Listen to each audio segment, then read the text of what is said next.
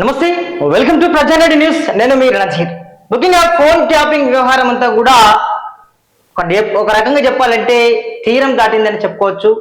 వివిధ రాష్ట్రాలకు సంబంధించి కూడా నేతల ఫోన్లు కూడా ఫోన్ ట్యాపింగ్ కు గురైనట్లుగానైతే మనకు తెలుస్తా ఉంది. మన బ్యాగ్ లో ఒక వార్త ఉంది. వార్త గురించి ఒకసారి క్లియర్ కట్ గా మనం తెలుసుకునే ప్రయత్నం చేద్దాం.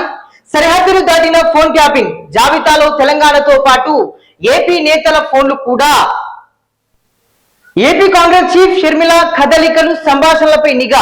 ఎప్పటికప్పుడు ఆ వివరాలు నాటి ఏపీ సీఎం జగన్ కు తవ్వుతున్న కొద్దీ బయటపడుతున్న ప్రభాకర్ రావు లీలలు. నేడు ఆయనను మరోసారి విచారించనున్న సిట్. ఎవరి ఆదేశాలతో ఫోన్ ట్యాపింగ్ జరిగిందన్నది నిర్ధారించుకునే ప్రయత్నంలో అధికారులు. టీపీసీసీ చీఫ్ మహేష్ గౌడ్, గాలి అనిల్ కుమార్, గద్వాల నేత సరిత వాంగ్మూలాల నమోదు. ఫోన్ ట్యాపింగ్ కేసులో కేసీఆర్, కేటీఆర్ తో పాటు సంబంధిత అధికారులను శిక్షించాల్సిందే అని కూడా పిసిసి అధ్యక్షుడు మహేష్ గౌడ్ అంటున్నారు. నేడు సిట్ ముందుకు బీజేపీ నాయకులు కూడా రానున్నారు. ఇక తెలంగాణలో సంచలనం సృష్టించిన ఫోన్ ట్యాపింగ్ వ్యవహారం సరిహద్దులు దాటింది. తెలంగాణలోని సొంత పార్టీ సహా అన్ని రాజకీయ పార్టీల నాయకుల ఫోన్లతో పాటు ఆంధ్రప్రదేశ్ కు చెందిన కొందరు రాజకీయ నేతల ఫోన్లను ట్యాప్ చేసినట్లు సమాచారం.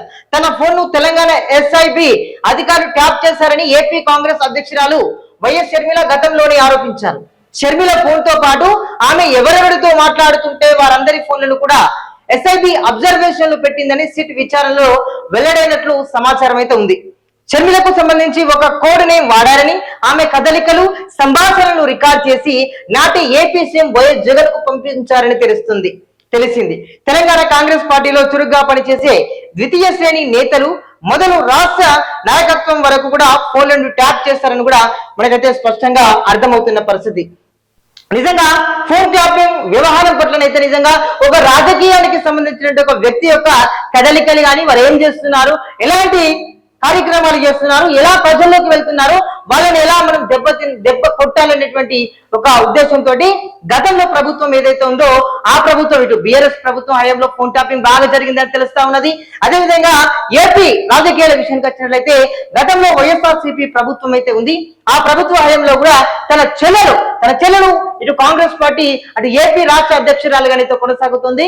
ఆమె యొక్క కదలికలను ఆమె ఎటు పోతుంది, ఎవరితో మాట్లాడుతుంది, ఎంతసేపు మాట్లాడుతుంది అనేటువంటి పిన్ టు పిన్ వివరాలను కూడా ఇటు ఎవరైతే ఉన్నారో కొంతమంది ప్రభుత్వానికి కొమ్ము కాస్తూ ఇలా ఒకరి విషయాలు ఒకరికి ట్రాన్స్ఫర్ చేస్తున్న పరిస్థితి కనబడుతుంది. దానిపైన కూడా ఇప్పుడున్న ప్రభుత్వం అయితే ఒక రకంగా చురుగ్గా వ్యవహరిస్తూ మరి ఇందులో భాగస్వామ్యులు, ఎందుకంటే గతంలో కూడా బీఆర్ఎస్ ప్రభుత్వం తరఫున కూడా కొంతమంది పనిచేస్తారు. కాంగ్రెస్ నేతల యొక్క అలజడి ఎట్లా ఉన్నది, వాళ్ళ యొక్క వ్యవహార శైలి ఎట్లా ఉన్నది, వాళ్ళు ఏం చేస్తా ఉన్నారు, వాళ్ళు ఎక్కడికెక్కడికి పోతా ఉన్నారు, ఎవరిని కలుస్తా ఉన్నారు, ఎన్నిసార్లు ఢిల్లీకి పోతా ఉన్నారు, ఎవరెవరితో వాళ్ళంతా కూడా మాట్లాడి ఏం చేద్దాం అనేటువంటి ఆలోచనలో ఏం చేస్తున్నారని కూడా తెలుసుకునే ప్రయత్నాన్ని బీఆర్ఎస్ ప్రభుత్వ హయాంలో అక్కడ ఉన్నటువంటి వారంతా కూడా చేశారు. అదేవిధంగా ఈ ప్రభాకర్ రావు అంటే ఇంకా కూడా ఏపీ షర్మిలకు సంబంధించి వాళ్ళ యొక్క అన్న వైఎస్ జగన్, అప్పట్లో సీఎం అయినటువంటి జగన్ కూడా చేస్తున్న కార్యక్రమం, ఎందుకంటే ఆ అన్న చెల్లెలకు పడిన పరిస్థితి, దానివల్ల కూడా ఇంకా ఇలాంటి కార్యక్రమాలు చేయడం వల్ల ఇంకేం జరుగుతూ ఉన్నది. ప్రభుత్వానికి సంబంధించి నాయకుల మధ్యలో ఫోన్ ట్యాపింగ్ ఎందుకు, ఎవరి పని వాళ్ళు చేసుకుంటారు, కానీ ఫోన్ ట్యాపింగ్ అట్లా పోతారు, వాళ్ళు పోతారు, వీళ్ళు పోతారు, వీళ్ళెందుకు పోతారు, ఇదంతా ఎందుకు, ఇదంతా వేస్ట్ పని కదా. కానీ ఇలా చేయడం పట్ల కూడా కొంచెం ఇటు మన చాలా మంది ఎవరైనా కూడా పక్కా ట్యాపింగ్ అయితే జరిగింది అనేది కూడా ఒక రకమైనటువంటి వాస్తవం. ఎందుకంటే సరే జరగలేదంటే ఇక్కడే ఉండొచ్చు కదా, పారిపోవడం ఎందుకు పక్క దేశాలకు. ఎట్టకేలకు పిలిపించుకున్నారు, ఆల్రెడీ సిట్ ముందు కూడా విచారణ జరిగింది, ఇలా కూడా బీజేపీ నాయకులు వస్తా ఉన్నారట. సో ఎట్టకేలకైతే ఇలాంటి జరుగుతున్నది. ఎందుకంటే రానున్న రోజులుగా ఫోన్ ట్యాపింగ్ వ్యవహారం ఎందుకు వస్తుంది, ఇప్పుడున్న ప్రభుత్వం కూడా ఎవరైనా కూడా ఫోన్ ట్యాపింగ్ చేయడం ఎందుకు, ఎవరి పనులు వేసుకుంటూ ఉన్నారు.